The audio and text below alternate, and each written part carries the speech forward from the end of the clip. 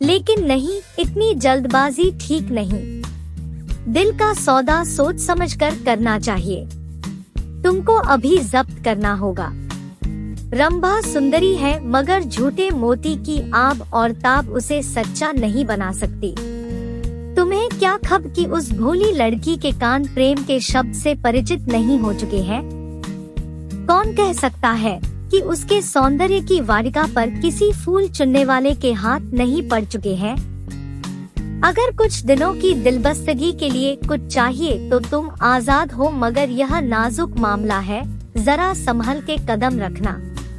पेशेवर जातों में दिखाई पड़ने वाला सौंदर्य अक्सर नैतिक बंधनों से मुक्त होता है। 3 महीने गुजर गए। मगनदास रंभा को जो बारीक से बारीक निगाहों से देखता, त्यों उस पर प्रेम का रंग गाढ़ा होता जाता था। वह रोज उसे कुएं से पानी निकालते देखता, वह रोज घर में झाड़ू देती, रोज खाना पकाती। मगनदास को उन ज्वार की रोटियां में जो मजा आता था, वह अच्छे से अच्छे व्यंजनों में भी न आया था। उसे अपनी कोठरी हमेशा साफ सुथरी मिलती। न जाने कौन उसका बिस्तर बिछा देता। क्या यह रंभा की कृपा थी? उसकी निगाहें शर्मीली थी, उसने उसे कभी अपनी तरफ चचल आंखों से ताकते नहीं देखा। आवाज कैसी मीठी! उसकी हंसी की आवाज कभी उसके कान में नहीं आई। अगर मगनदास उसके प्रेम में मतवाला हो रहा था तो कोई ताज्जुब की बात नहीं थी। उसकी भूखी निगाहें बेचैनी और लालसा में डूबी हुई हमेशा रंभा को ढूंढा करती।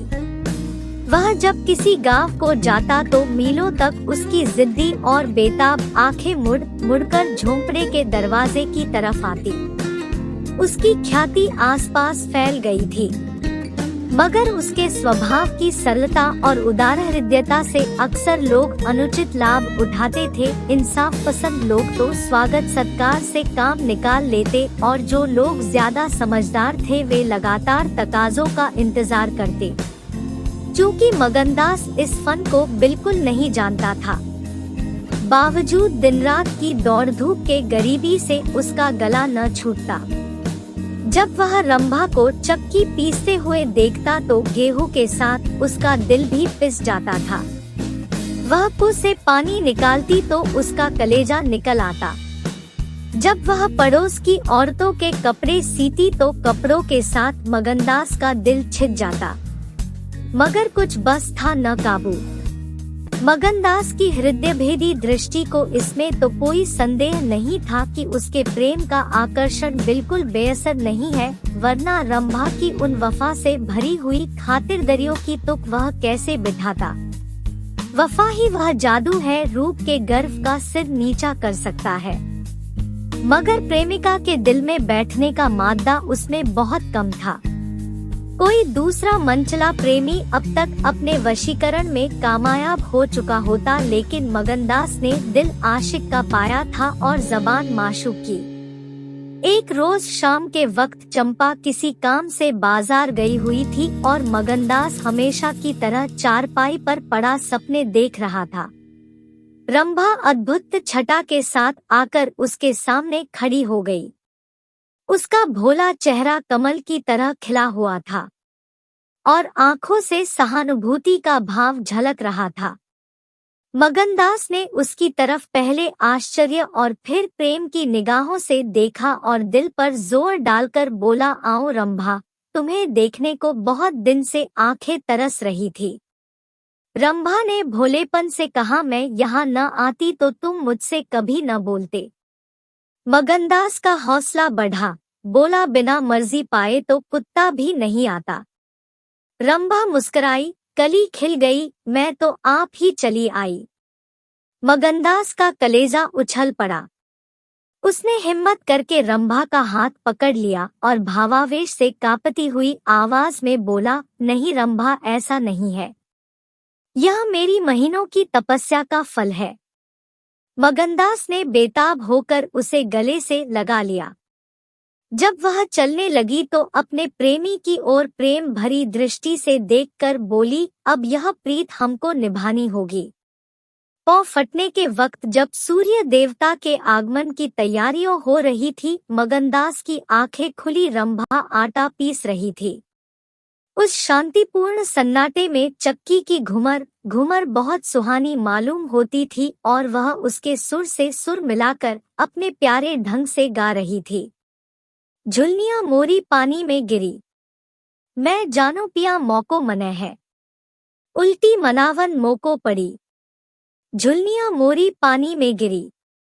साल भर गुजर गया। मगनदास की मोहब्बत और रंभा के सलीके न मिलकर उस वीरान झोंपड़े को कुंज बाग बना दिया। अब वहां गायें थी, फूलों की क्यारियां थी और कई देहाती ढंग के मोढ़े थे। सुख सुविधा की अनेक चीजें दिखाई पड़ती थी। एक रोज सुबह के वक्त मगनदास कहीं जाने के लिए तैयार हो रहा था कि एक संभ्रांत व्यक्ति अंग्रेजी पोशाक पहने उसे ढूंढता हुआ आ पहुंचा और उसे देखते ही दौड़कर गले से लिपट गया। मगनदास और वह दोनों एक साथ पढ़ा करते थे। वह अब वकील हो गया था। मगनदास ने भी अब पहचाना और कुछ झेंपता और कुछ झिझकता उससे गले लिपट गया। बड़ी देर तक दोनों दोस्त बातें करते रहे। बातें क्या थी, घटनाओं और संयोगों की एक लंबी कहानी थी। कई महीने हुए सेठ लगन का छोटा बच्चा चेचक की नजर हो गया। सेठ जी ने दुख का मारे आत्महत्या कर ली और अब मगनदास सारी जायदाद, कोठी, इलाके और मकानों का एक छत्र स्वामी था। सेठानियों में आपसी झगड़े हो रहे थे। कर्मचारियों ने गबन को अपना ढंग बना रखा था। बड़ी सेठानी उसे बुलाने के लिए खुद आने को तैयार थी, मगर वकील साहब ने उन्हें रोका था। तब मगनदास न मुस्कुराकर पूछा, तुम्हें क्यों कर मालूम हुआ कि मैं यहाँ हूँ? तो वकील साहब ने फरमाया, महीने भर से तुम्हारी टो में हूँ। सेठ मखनलाल ने अतापता बतलाया, तुम दिल्ली पहुंचे और मैंने अपना महीने भर का बिल पेश किया। रंभा अधीर हो रही थी कि यह कौन है और इनमें क्या बातें हो रही है। 10 बजते वकील साहब मगनदास से एक हफ्ते के अंदर आने का वादा लेकर विदा हुए। उसी वक्त रंभा आ पहुंची और पूछने लगी, ये कौन थे? इनका तुमसे क्या काम था? मगनदास ने जवाब दिया, यमराज का दूत। रंभा, क्या अजगुन बकते हो? मगन, नहीं नहीं रंभा, यह अजगुन नहीं है, यह सचमुच मेरी मौत का दूत था। मेरी खुशियों के बाग को रौंदने वाला, मेरी हरी भरी खेती को उजाड़ने वाला। रंभा, मैंने तुम्हारे साथ दगा की है, मैंने तुम्हें अपने फरेब के जाल में फंसाया है, मुझे माफ करो। मोहब्बत ने मुझसे यह सब करवाया। मैं मगन सिंह ठाकुर नहीं हूँ। मैं सेठ लगनदास का बेटा और सेठ मक्खनलाल का दामाद हूँ। मगनदास को डर था कि रंभा यह सुनते ही चौंक पड़ेगी और शायद उसे जालिम, दगाबाज कहने लगे, मगर उसका ख्याल गलत निकला। रंभा ने आंखों में आंसू भरकर सिर्फ इतना कहा, तो क्या तुम मुझे छोड़कर चले जाओगे? मगनदास ने उसे गले लगाकर कहा, हा। रंभा, क्यों? मगन, इसलिए कि इंदिरा बहुत होशियार, सुंदर और धनी है। रंभा, मैं तुम्हें न छोड़ूंगी। कभी इंदिरा की लौंडी थी, अब उनकी सौत बनूंगी। तुम जितनी मेरी मोहब्बत करोगे उतनी इंदिरा की तो न करोगे, क्यों? मगनदास इस भोलेपन पर मतवाला हो गया। मुस्कुराकर बोला, अब इंदिरा तुम्हारी लौंडी बनेगी, मगर सुनता हूँ वह बहुत सुंदर है। कहीं मैं उसकी सूरत पर लुभा न जाऊं। मर्दों का हाल तुम नहीं जानती, मुझे अपने ही से डर लगता है। रंभा ने विश्वास भरी आंखों से देखकर कहा, क्या तुम भी ऐसा करोगे? ओह, जो जी में आए करना, मैं तुम्हें न छोड़ूंगी। इंदिरा रानी बने, मैं लौंडी हूंगी, क्या इतने पर भी मुझे छोड़ दोगे? मगनदास की आंखें डबडबा गई। बोला, प्यारी, मैंने फैसला कर लिया है कि दिल्ली न जाऊंगा। यह तो मैं कह ही न पाया कि सेठ जी का स्वर्गवास हो गया। बच्चा उनसे पहले ही चल बसा था। अफसोस सेठ जी के आखिरी दर्शन भी न कर सका। अपना बाप भी इतनी मोहब्बत नहीं कर सकता। उन्होंने मुझे अपना वारिस बनाया है। वकील साहब कहते थे कि सेठानियों में अनबन है, नौकर चाकर लूटमार मचा रहे हैं। वहां का यह हाल है और मेरा दिल वहां जाने पर राजी नहीं होता। दिल तो यहाँ है, वहां कौन जाए। रंभा जरा देर तक सोचती रही, फिर बोली तो मैं तुम्हें छोड़ दूंगी। इतने दिन तुम्हारे साथ रही, जिंदगी का सुख लूटा। अब जब तक जीऊंगी इस सुख का ध्यान करती रहूंगी। मगर तुम मुझे भूल तो न जाओगे। साल में एक बार देख लिया करना, किसी झोपड़े में आकर। मगनदास ने बहुत रोका मगर आंसू न रोक सके। बोले, रंभा सी बातें न करो, कलेजा बैठा जाता है। मैं तुम्हें छोड़ नहीं सकता। इसलिए नहीं कि तुम्हारे ऊपर कोई एहसान है। तुम्हारी खातिर नहीं, अपनी खातिर। वह शांति, वह प्रेम, वह आनंद जो मुझे यहाँ मिलता है और कहीं नहीं मिल सकता। खुशी के साथ जिंदगी बसर हो, यही मनुष्य के जीवन का लक्ष्य है। मुझे ईश्वर ने यह खुशी यहाँ दे रखी है, तो मैं उसे क्यों छोड़ूं? धन दौलत को मेरा सलाम है, मुझे उसकी हवस नहीं है। रंभा फिर गंभीर स्वर में बोली, मैं तुम्हारे पाँव की बेड़ी न बनूंगी। चाहे तुम अभी मुझे न छोड़ो, लेकिन थोड़े दिनों में तुम्हारी यह मोहब्बत न रहेगी। मगनदास को कोड़ा लगा। जोश से बोला, तुम्हारे सिवा इस दिल में अब कोई और जगह नहीं पा सकता। रात ज्यादा हो गई थी। अष्टमी का चांद सोने जा चुका था। दोपहर के कमल की तरह साफ आसमान में सितारे खिले हुए थे। किसी खेत के रखवाले की बांसुरी की आवाज, जिसे दूरी ने तासीर, सन्नाटे न सुरीलापन और अंधेरे ने आत्मिकता का आकर्षण दे दिया था, कानों में आजा रही थी कि जैसे कोई पवित्र आत्मा नदी के किनारे बैठी हुई पानी की लहरों से या दूसरे किनारे के खामोश और अपनी तरफ खींचने वाले पेड़ों से अपनी जिंदगी की गम की कहानी सुना रही है। मगनदास सो गया मगर रंभा की आंखों में नींद न आई।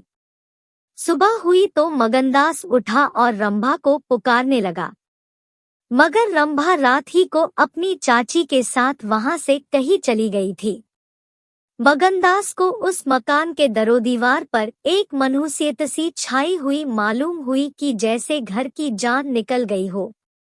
वह घबराकर उस कोठरी में गया जहां रंभा रोज चक्की पीसती थी, मगर अफसोस आज चक्की एकदम निश्चल थी। फिर वह कुएं की तरह दौड़ा गया, लेकिन ऐसा मालूम हुआ कि कुएं ने उसे निगल जाने के लिए अपना मुंह खोल दिया है। तब वह बच्चों की तरह चीख उठा। वह रोता हुआ फिर उसी झोपड़ी में आया जहां कल रात तक प्रेम का वास था, मगर उस वक्त वह शोक का घर बनी हुई थी। जब जरा आंसू थमे तो उसने घर में चारों तरफ निगाह दौड़ाई। रंभा की साड़ी अरगनी पर पड़ी हुई थी। एक पिटारी में वह कंगन रखा हुआ था जो मगनदास ने उसे दिया था। बर्तन सब रखे हुए थे, साफ और सुधरे। मगनदास सोचने लगा, रंभा तूने रात को कहा था मैं तुम्हें छोड़ दूंगी। क्या तूने वह बात दिल से कही थी? मैंने तो समझा था तू दिल्लगी कर रही है, नहीं तो तुझे कलेजे में छिपा लेता। मैं तो तेरे लिए सब कुछ छोड़े बैठा था। तेरा प्रेम मेरे लिए सब कुछ था। मैं यूं बेचैन हूँ, क्या तू बेचैन नहीं है? हाय तू रो रही है। मुझे यकीन है कि तू अब भी लौट आएगी।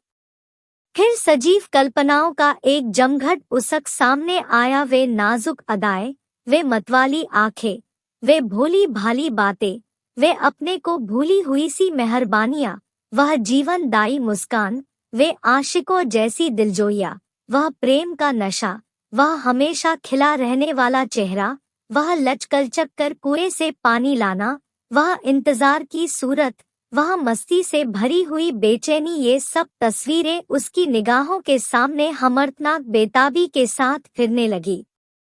मगनदास ने एक ठंडी सांस ली और आंसुओं और दर्द की उमड़ती हुई नदी को मर्दाना जब्त से रोककर उठ खड़ा हुआ। नागपुर जाने का पक्का फैसला हो गया। तकिए के नीच से संदूक की कुंजी उठाई तो कागज का एक टुकड़ा निकल आया। यह रंभा की विदा की चिट्ठी थी। प्यारे, मैं बहुत रो रही हूँ, मेरे पैर नहीं उठते, मगर मेरा जाना जरूरी है। तुम्हें जगाऊंगी तो तुम जाने न दोगे। कैसे जाऊं, अपने प्यारे पति को कैसे छोड़ूं? किस्मत मुझसे यह आनंद का घर छुड़वा रही है। मुझे बेवफा न कहना, मैं तुमसे फिर कभी मिलूंगी। मैं जानती हूँ कि तुमने मेरे लिए यह सब कुछ त्याग दिया है, मगर तुम्हारे लिए जिंदगी में बहुत कुछ उम्मीदें हैं। मैं अपनी मोहब्बत की धुन में तुम्हें उन उम्मीदों से क्यों दूर रखूं? अब तुमसे जुदा होती हूँ, मेरी सुध मत भूलना। मैं तुम्हें हमेशा याद रखूंगी। यह आनंद के दिन कभी न भूलेंगे। क्या तुम मुझे भूल सकोगे? तुम्हारी प्यारी रंभा। मगनदास को दिल्ली आए हुए 3 महीने गुजर चुके हैं। इस बीच उसे सबसे बड़ा जो निजी अनुभव हुआ वह यह था कि रोजी की फिक्र और धंधों की बहुतायत से उमड़ती हुई भावनाओं का जोर कम किया जा सकता है। 1.5 साल पहले का बफिक्र नौजवान अब एक समझदार और सूझबूझ रखने वाला आदमी बन गया था। सागर घाट के उन कुछ दिनों से उसे रियाया की इन तकलीफों का निजी ज्ञान हो गया था जो कारिंदों और मुख्तारों की सख्तियों की बदौलत उन्हें उठानी पड़ती है। उसने उसे रियासत के इंतजाम में बहुत मदद दी और गो कर्मचारी दबी जबान से उसकी शिकायत करते थे और अपनी किस्मत और ज़माने के उलटफेर को कोसते थे, मगर रियाया खुश थी। हाँ, जब वह सब धंधों से फुर्सत पाता तो एक भोली भाली सूरत वाली लड़की उसके ख्याल के पहलू में आ बैठती और थोड़ी देर के लिए सागर घाट का वह हरा भरा झोपड़ा और उसकी मस्तियां आंखों के सामने आ जाती। सारी बातें एक सुहाने सपने की तरह याद आकर उसके दिल को मसोसने लगती, लेकिन कभी कभी खुद ब खुद उसका ख्याल इंदिरा की तरफ भी जा पहुंचता। उसके दिल में रंभा की वही जगह थी, मगर किसी तरह उसमें इंदिरा के लिए भी एक कोना निकल आया था। जिन हालातों और आफतों ने उसे इंदिरा से बेजार कर दिया था वह अब रुखसत हो गई थी। अब उसे इंदिरा से कुछ हमदर्दी हो गई।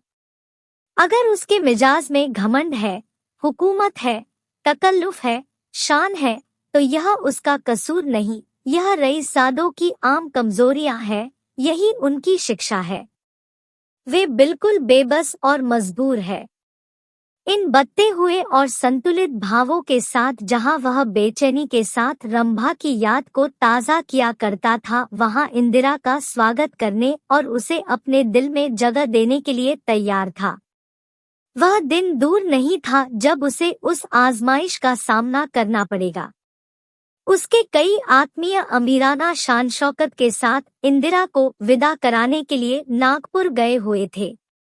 मगनदास की तबीयत आज तरह तरह के भावों के कारण, जिनमें प्रतीक्षा और मिलन की उत्कंठा विशेष थी, उचाट सी हो रही थी।